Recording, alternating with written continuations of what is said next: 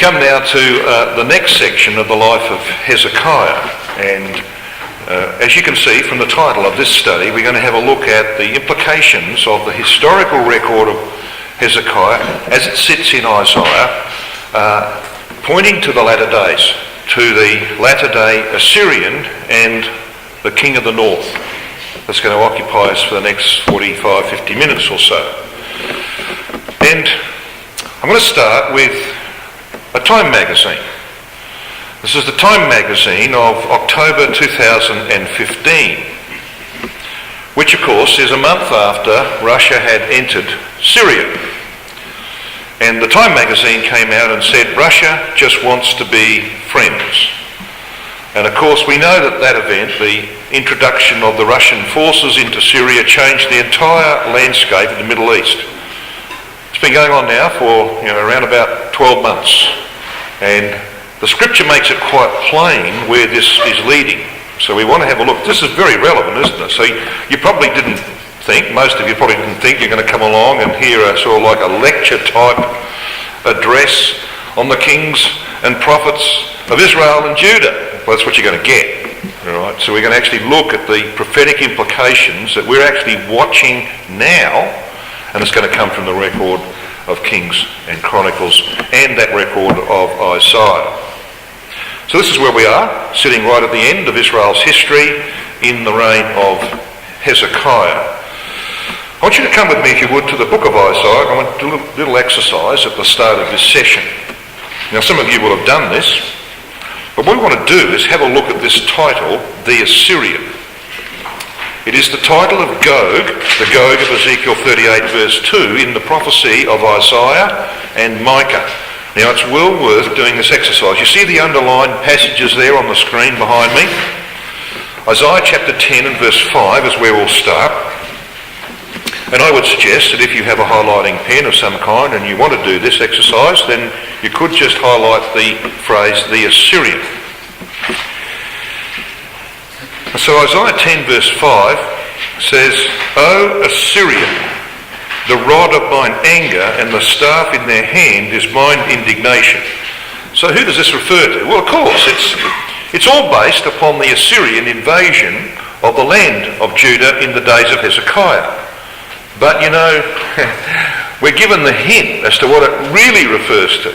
This is not really just history, this is prophecy. So let's just read on into verse 6 of Isaiah 10. I will send him against an hypocritical nation, and against the people of my wrath will I give him a charge to take the spoil and to take the prey. Tell me what passage of the Bible you've got written in your margin. You've got written in your margin Ezekiel 38 and verse 12. Hast thou come to take a spoil? Hast thou come to take a prey? So there it is. The scripture is interpreting itself, isn't it? It's telling you that this is a prophecy of the latter days. So what we learn from that is that this title, the Assyrian, is what God uses to describe Gog of the latter days in this prophecy of Isaiah. He does the same in the prophecy of Micah. So let's just work through these verses. Again in chapter 10 and at verse 24 we read, Therefore thus saith the Lord Yahweh of hosts, O my people that dwellest in Zion, be not afraid of the Assyrian. He shall smite thee with a rod and shall lift up his staff, etc. Now, I'm not going to read verses 25 and 26 because in a moment we're going to be coming back to them. But you'll see that if you just cast your eyes on verses 25 and 26 of Isaiah 10, you will find that this is actually a reference. We might make a brief mention, just to add to this. Let's just have a little bit of a digression here, shall we? I will read verse 26. And Yahweh of hosts shall stir up a scourge for him according to the slaughter of Midian at the rock of Oreb. Now I'm going to stop there, that's all I need. Slaughter of Midian, work of Gideon, Judges chapter 7. You all know that story. Judges 7 is a type of Armageddon. There are two that are dealt with, two Midianites that are dealt with in Judges 7. Their names, so there's actually 4 of them. But the two that are dealt with in chapter 7 are Oreb and Zeb. Oreb the raven, Zeb the wolf. And of course the Zeb side of it is the Catholic element in the latter days. So this is why Isaiah only deals with Oreb, because Oreb, you see, is the reference to the Gogian. This is the Russian element, the Gogian element of Armageddon. It's the Zeb, or the Catholic element, is dealt with thereafter. That's why you see it says he destroyed them on a winepress, because it's about the treading out of the winepress of the wrath of God. So there's an accuracy here. So whenever you find reference to Midian in the scriptures, beyond Judges chapter 7, it's usually about Armageddon. Let me give you a couple of examples. You can turn back a page to Isaiah 9 and verse 5, or verse 4 and 5. Now you know what Isaiah 9 verse 6 and 7 is about. It's about the kingdom of Christ. Look at verses 4 and 5. For thou hast broken the yoke of his burden and the staff of his shoulder, the rod of his oppressor, as in the day of Midian. For every battle of the warrior is with confused noise and garments rolled in blood, but this shall be with burning and with fuel of fire. That's a reference to Armageddon. And what follows, of course, in verses 6 and 7 is the establishment of the kingdom. So, again, there's reference to Midian in the context of Armageddon. Another one, which you can look at in your own time if you wish, is Psalm 83. You might want to jot down alongside of verse 4 of Isaiah 9, Psalm 83, verses 9 to 12. Now, I'd love to have time to go there, but we don't, so we'll look at that later after the session. But these are the three passages, Isaiah 9, verse 4, Isaiah 10, verse 26, Psalm 83, verses 9 to 12, that tell you that when you look at Judges chapter 7 and the record of Gideon and his 300 men, chosen by the judgment seat process, all right, at the beginning of chapter 7, who go forth with him as one man. They're just one man, the body of Christ. They go forth and destroy the Midianites. It's a type of Armageddon. And what follows then, of course, in chapter 8 is the work of finishing off the Catholic system and the second exodus of Israel, which of course is intimately entwined with the judgments on the Catholic system. So it's all there. I mean, the whole thing is there in the book of Judges. In fact, I can give you the whole work of Christ, first and second advent, in great detail, just using the book of Judges. That is how extensive the typology is in that. It is astonishing what is there. Okay, so that's entirely another subject, but it's there. So that's why you have reference here to the Midianites in relation to Armageddon. But we're not talking about that, we're talking about the Assyrian, aren't we? So let's go on with this little exercise. Look at chapter 14 and verse 25 of Isaiah. 14:25. But I will break the Assyrian in my land. That's all I want. We did read verse 26 on a previous occasion. We'll be back there in a minute. Have a look at Isaiah 30 and verse 31. So we come along. I'm actually spend a little bit of time in a minute on this section of Isaiah 30 to 35, which are the chapters that are squeezed up against the historical chapters of Isaiah.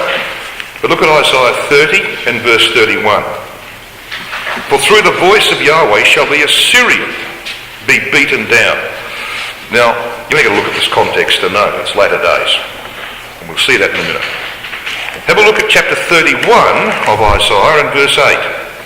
Then shall the Assyrian fall with the sword. And context again is quite clear. And then I want you to jump to Micah, the book of Micah. Now we pointed out, of course, that Micah's prophecy is really sort of like a shadow. It's a reflection of the prophecy of Isaiah. There's not a great deal that Micah mentions that's not found in Isaiah.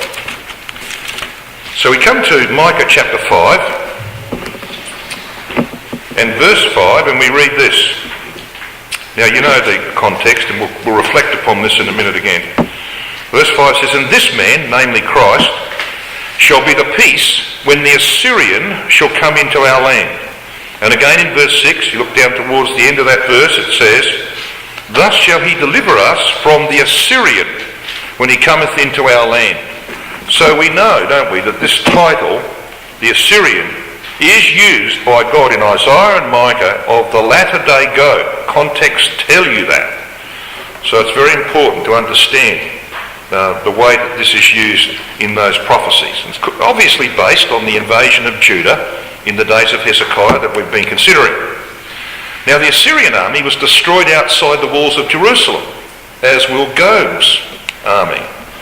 And faithless Ahaz, as we've seen in our studies, is the type of modern Israel who made the first pact with the Assyrians.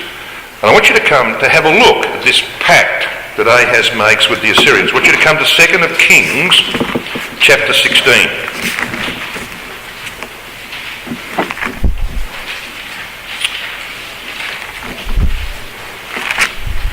So here in the 2 Kings chapter 16 and at verse 7, we have Ahaz's response to the machinations of Rezin, the king of Syria, and Pekah, the son of Remaliah, the king of Israel in the north, who are combining in league against him to overthrow him.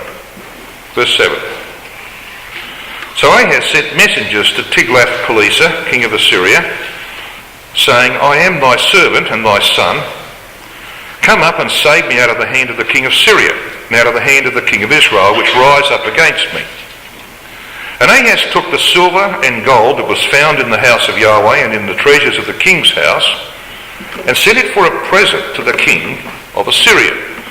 Now, the record of 2 Chronicles 28 tells us that he paid this money, and the king of Assyria did not help him. Well, yes and no. He didn't get the help that he was asking for, but he got help. And verse 9 describes that help. Verse 9 says this, And the king of Assyria hearkened unto him, for the king of Assyria went up against Damascus and took it, and carried the people of it captive to Kir, and slew Rezin. So there's one of his problems out of the way. Rezin, the king of Syria, is killed by Tiglath-Pileser, and in fact Damascus was ruined for decades. Now this of course was a great help to Ahaz in a way, because it took the interest away from him. The league has collapsed because Rezin is gone. So this was a very great help to him. Now this is the history. The Syrians were subdued in around about 720 BC by the Assyrians under Tiglath-Pileser. Damascus was taken and destroyed, and historical accounts say that it lay in ruins for 40 years.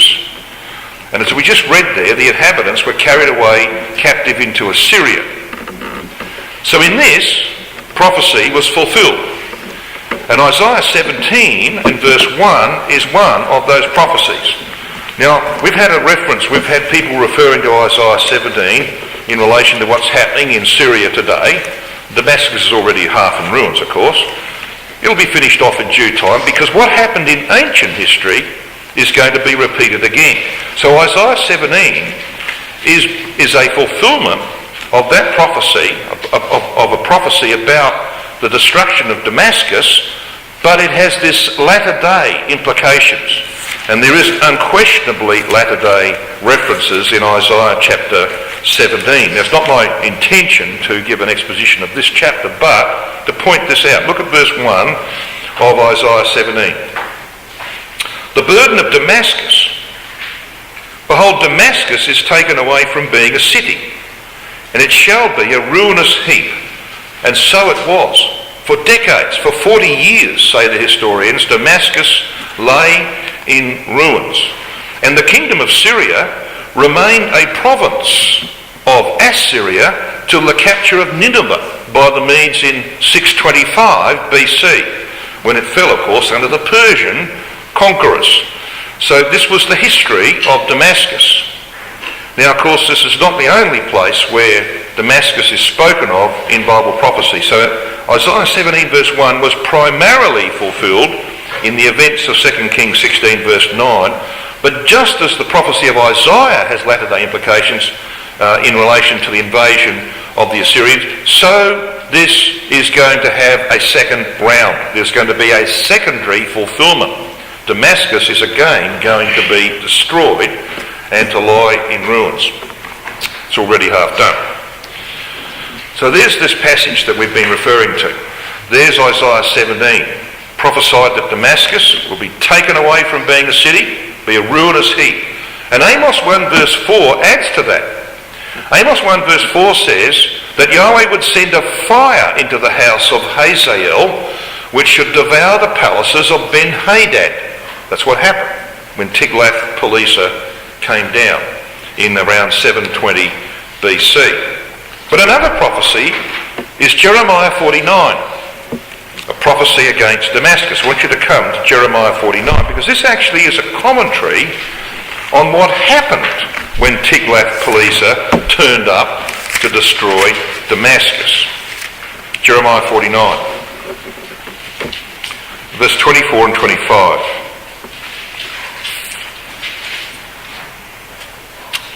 Damascus is waxed feeble, and turneth herself to flee, and fear has seized on her.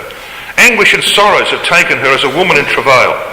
How is the city of praise not left? The city of my joy. Now that sounds as though, if you read that just as it appears in the King James, it appears as though that God takes some kind of joy in this city. Well, that's not what the Hebrew text says. Now here's another reference to the ISA, to the Interlinear Scriptural Analyzer. This is how that passage really should be rendered. How is it that the boasted city is not forsaken? The town of elation. Now this refers to the inhabitants of Damascus at the time who failed to take the opportunity to flee. There was certain fear, there was a desire to flee, as verse 24 says, but some of the strong young men of the city said, oh, we're not going to run away. We can handle this Assyrian. So they stayed. And look at verse 26. Therefore her young men shall fall in her streets, and all the men of war shall be cut off in that day, saith Yahweh of hosts. They didn't take the opportunity to flee, so they fell. They were destroyed by Tiglath-Pileser, along with their king. So that's what happened to Damascus. So Isaiah 17 is actually primarily fulfilled, but it has, as I said, its latter day secondary fulfillment to come. By the time of the Medo-Persian supremacy, Damascus had not only been rebuilt, but was the most famous city in Syria, according to the historian Strabo. Well, that's all I want to say initially about Damascus, because I want to now turn to the king of the north. ISIS. They played a big part, haven't they, in the world's experience in the last couple of years. ISIS, of course, is an acronym. It stands for the Islamic State of Iraq and Syria. But there's also another title, another acronym, ISIL. It's the Islamic State of Iraq and the Levant. Then the Levant is the area that includes Syria, Jordan, Lebanon, Iraq, Cyprus, Palestine, a southern part of Turkey and Israel. It's pretty large. Brother Thomas often uses the term Levant in his way. It's a much more common term in his day than it is today. Now ISIS emerged in 2011 in Iraq as an outgrowth of Al-Qaeda, the ones who were responsible for taking down the Twin Towers in New York. But Al-Qaeda now regards ISIS as being far too extreme for them, which of course is saying something, isn't it? They've recruited rebel fighters from Syria, from Western fighters from all over, from France, from Australia, from the US, Germany and the UK. And the acts of ISIS are well known. They captured large swathes of Syria and Iraq in 2014 and 15, indiscriminately beheaded and butchered all non-Muslims and other perceived enemies. Now, you remember our video last evening started at the Euphrates? Well, we just left a little town called Jarablus, right on the border. It's up near, the reason we went there is because near Karkemish. Now, you can't actually get to Karkemish from Syria. It's in Turkey. But we wanted to get as close to Karkemish as we could, and we did. We could look over and see it. Now, we went down to the Euphrates. We were escorted down there by two Syrian policemen who had befriended us. We think they're probably now beheaded, because you see, when ISIS came in to Syria, one of the first towns that they took was Jarablus. And they rounded up the men of the city and beheaded them. Now we spent time playing with the children in the street of Jarablus. It's not a tourist town. And we had to go into some shabby accommodation that was rustled up by these policemen. But I think about that all the time, how we had this wonderful time with these children. We had brethren drawing pictures of koalas and kangaroos, and the children were laughing. It's all gone. It's all gone. It's just terrible. So the ISIS has butchered and beheaded people. Even you saw Tadmor or Palmyra in the movie. Well, when they took that over, not that long ago, they rounded up the people of that town, because you couldn't escape. They'd surrounded it. There's no escaping. And we went into cafes there, and we were being served by these joyful people, and we're having laughs, and so most of them are gone. They're beheaded. I saw pictures of bodies in the street of Palmyra with no heads on them. Just, it's awful. So this crowd have made a huge impact upon the world, especially upon the Middle East. They're credited with, even outside the Middle East, 1,000 casualties outside of Iraq and Syria. January 2015, they attacked, of course, in France, again in October. They downed the Russian plane over the Sinai region. In November 2015, they coordinated attacks in Paris and killed off 130 people. So they've had an influence. But ISIS is only a catalyst. They're only a catalyst. They're not going to play a huge role in the future. They're a catalyst to bring Russia into this area, because that's what Bible prophecy requires, and we want to just step you through that. Now, some of you have heard this before, but it's probably worth going over the ground again. For those that haven't heard it, it's very important to see where these events are heading. You see that yellow on that map behind me? That's the area of ISIS control in 2015. Now, since that map was drawn, there's been a diminishing of the territory they control. So they don't control a lot. But you see those little lines running here? They control the roads. And you control the roads, of course, you've got control. It's like the spider web between the towns. You control the towns, because you can't get into these towns if you control the roads. Now, they've reached out, of course. They're found in North America, they're in Europe and the Middle East, they're in Australia. We have idiots running around Australia trying to stab policemen to death. We had one guy who shot a policeman to death. So there's all sorts of things happening like that. But they signed their death warrant in September 2014. They personally threatened Vladimir Putin. Nobody does that. All right? You do not threaten Vladimir Putin. They personally threatened him because of his support for the leader of Syria.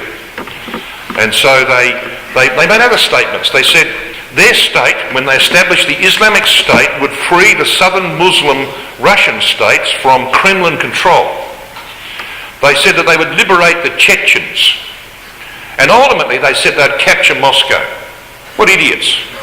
They have signed their death warrant because Putin is after them. In November 2015, he vowed to hunt down ISIS wherever they are to revenge the downing of the Russian tourist flight over the Sinai. And things like this appeared in the daily papers. In the Daily Express of the UK, end of ISIS. Putin sending 150,000 soldiers to Syria to wipe out evil Islamic State. Yeah, they're on his hit list. There's no doubt about that. He's going to get them one day. And of course he's already making an impression on them, isn't he? Bombing them, bombing the living daylights out of them and everybody else. So, he's after them. And this is what's got to happen. I want you to have a look with me at Daniel 7 verse 7. You can see it on the screen behind me. But this is a very important passage in relation to this. Daniel 7 verse 7.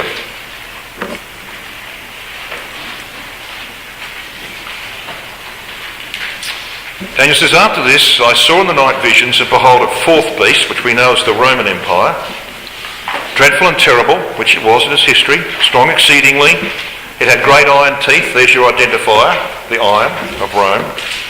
It devoured and brake in pieces, and stamped the residue with the feet of it. And it was diverse from all the beasts that were before it, and it had 10 horns. Now, we know, of course, the fourth beast of Daniel 7 lines up with the legs of iron, of the image of Nebuchadnezzar in Daniel 2. You notice that phrase in green on the screen? Now, while all the rest of that verse was fulfilled in history by the Roman Empire, that green section wasn't. That has never been fulfilled. Now listen to the commentary of Brother Maurice Stewart on this. Brother Maurice Stewart, in his study notes on the prophecy of Daniel, published in August 1973, wrote this about this passage. He said, "Let us emphasise, here is an important statement that has not as yet been fulfilled. Rome has never trampled the residue of Persia underfoot. It has never occupied all its territory. A power must yet arise which will occupy the territories of Babylon, Persia, Greece and Rome, to be afterwards subjected to a higher power, namely Jesus Christ. Russia will do this. Thus, like the image of Daniel chapter 2, whose metals will have to be confederated together before they can be broken to pieces together, so also this terrible fourth beast vision has a latter-day application." He's quite right. So this is an unfulfilled prophecy. It's going to be fulfilled in the latter days. The residue has to be stamped with the feet. Now this is military action. You send soldiers, you put boots on the ground, as they say. Military action. It's already begun. There are Russian troops in Syria. It's already begun. Let's have a look at the maps of these four empires. There's Babylon, relatively small area. There's Medo-Persia. You see it goes right over to the east, to the Indus River, to India.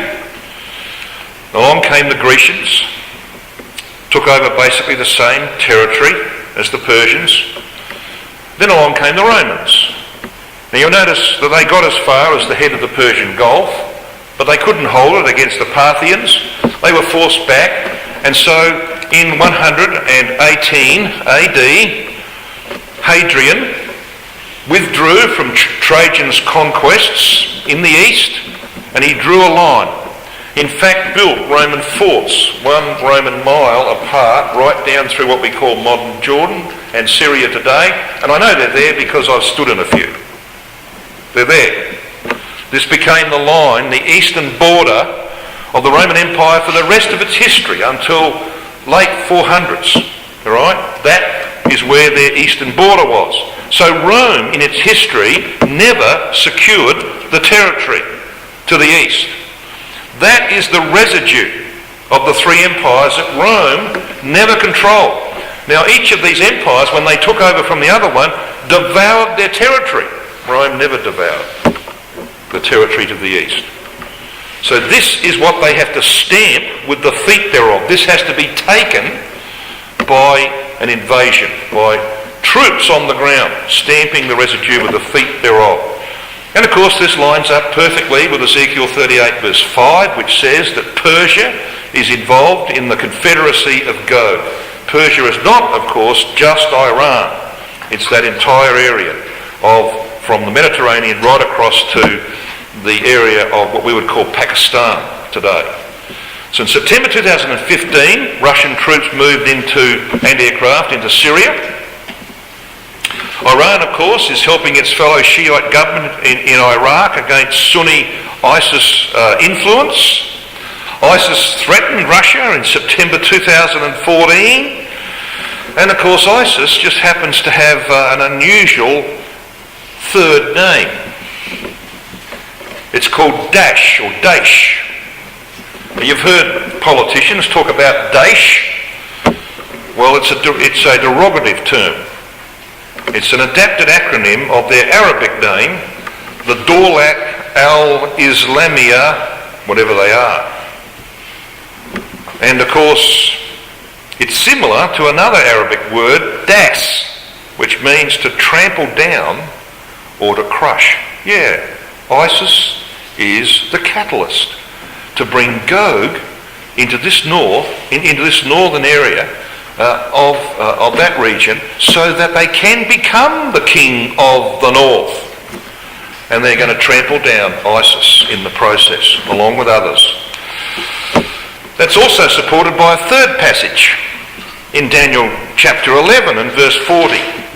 Now I think most of us are pretty familiar with Daniel 11:40. The first part of this verse was fulfilled in 1917. You know that the whole of Daniel 11 is about the king of the north and the king of the south. Now the king of the north was Seleucus and his successors, one of the generals of Alexander, who when Alexander died within 20 years or so, they divided the kingdom up into four parts. The two major parts were the Seleucid kingdom, which went from Syria to Pakistan, and the Ptolemaic kingdom, which was based in Egypt. Ptolemy was the establisher of that. So these two powers, king of the north and king of the south, used the land of Israel as their stomping ground. So Israel was the meat and the sandwich as these two powers fought down through history for hundreds of years. And so they played a very important part in the unfolding of history that led to the birth of Christ. And they're going to play an important part in the latter days. Now, to be called the king of the north, you have to be like they were. What were they? A foreign occupying power. A dominant foreign occupying power. And the first part of Daniel 11 verse 40 was fulfilled by Britain when it was a foreign occupying power of Egypt between the early 1880s and the early 1950s, when Britain left Egypt. It was in 1917 that the British used Egypt as the base. They were controlling Egypt. They used Egypt as the base of operations against the Turks who were controlling Palestine. And they used their troops, including Australian troops, to push the Turks out of Palestine so that obviously it could be given to Britain that they ultimately would support a Jewish state. And of course it all comes to pass in 1948. So that part of the prophecy was fulfilled. At the time of the end, shall the king of the south, the foreign occupying power of Egypt, Britain, push at him. Now the him here of Daniel 11 is the king of verses 36 to 39 of this chapter. And that king is the power occupying Constantinople. So he pushes at the power occupying Constantinople, the Turks, pushes them out of the land. But the second part of that verse hasn't been fulfilled, because we don't as yet have a king of the north. We don't have a king of the north. To be called the king of the north, you have to be a foreign occupying power of the region from Syria to Pakistan. You can't be called the king of the north unless you've got it, scripturally. Well, it's coming. It's coming because, you see, Daniel 7 verse 7 says that there has to be a power that's going to trample the residue with the feet thereof. Okay? And as Brother Maurice Stewart correctly says, that power is Russia, and they will take control of that whole region, and they will then become the king of the north. Okay? Then, when they've got that, they can attack Turkey. They can take Constantinople. But not before. We've got to get this right. Okay, so this is what this prophecy is telling us. So the hymn of Daniel 11:40 is, as I said, the king of verses 36 to 39. And Brother Thomas said this in Help Us Israel about the power occupying Constantinople. He said this: "It matters not whether they be pagan Romans, Catholic Greeks, Muslim Turks, or Greek Catholic Russians, the power that rules in Constantinople and plants its standard in Assyria is the little horn of the Assyro-Macedonian horn of the goat." And that is quite correct. So what that means to us is this. What we see happening in Syria today is the precursor of the fulfillment of the second part of Daniel 11:40. We're going to have a king of the north. We're going to have Russia stamping the residue with the feet, going right across to take possession, right up to the Indus River, which was the boundary of Alexander's empire and the boundary of the Seleucid kingdom in the east. When they've got that territory, we'll have our Persia of Ezekiel 38 verse 5. We'll have our king of the north who can then come against him, the power occupying Constantinople, which of course today is Turkey. And then they can make their advance southwards down through the coastal strip of the land of Israel and into Egypt. And then of course they're drawn back to Jerusalem to be destroyed in the events of Armageddon. That's what's happening. So you see, what happens in these prophecies is that Gog has various names given to it. Gog in power passes through several phases on the way to Armageddon. They become the king of the north when they secure the old Seleucid territory. They also at that time, planting their standard in Assyria, become the Assyrian of the latter days. The little horn of the goat is a title that they acquire when they come to control Constantinople and re-establish the eastern leg of the image. They become a cruel lord when they arrive to dominate Egypt, as Isaiah 19 verse 4 describes. This is the Assyrian Empire from BC 770 to 609. Brother Thomas said, the power that rules in Constantinople and plants its standard in Assyria is the little horn of the Assyro-Macedonian horn of the goat. You can't even believe, can you? But I'm done.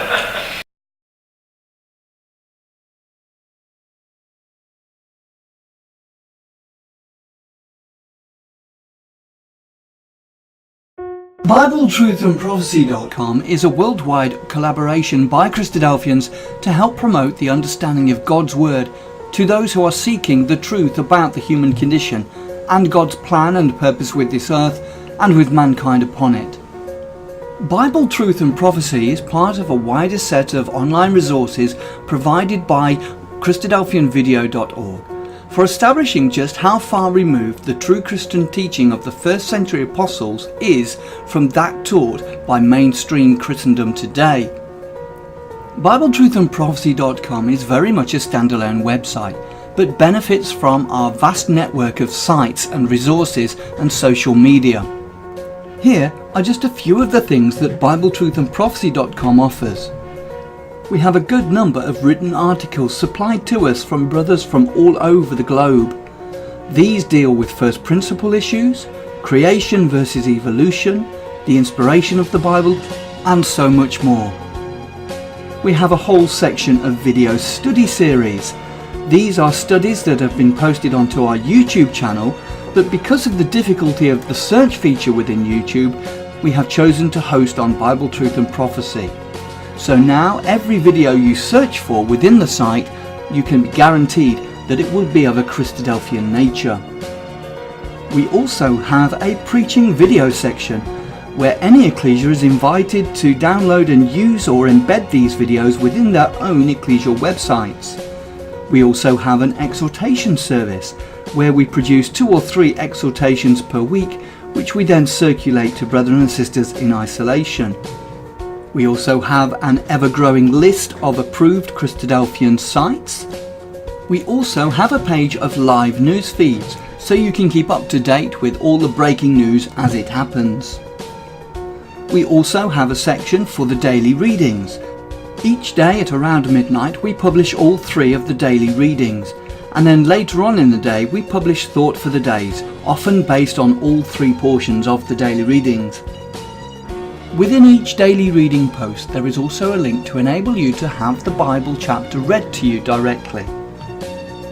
We also feature Bible in the News videos which we have produced from the Bible in the News website. We also feature Brother Don Pierce's milestone snippets, which come out approximately 3 times a week. We also feature Andy Walton's weekly World Watch and other commentaries and analysis from other brethren on world news events. You can also subscribe to the blog and be notified of posts as they happen in real time, and also subscribe to the weekly newsletter which is provided by Christadelphianvideo.org. Every page and post on the site has the facility to be able to leave a comment or make an observation, so please take advantage of this and let us know what you think of the site.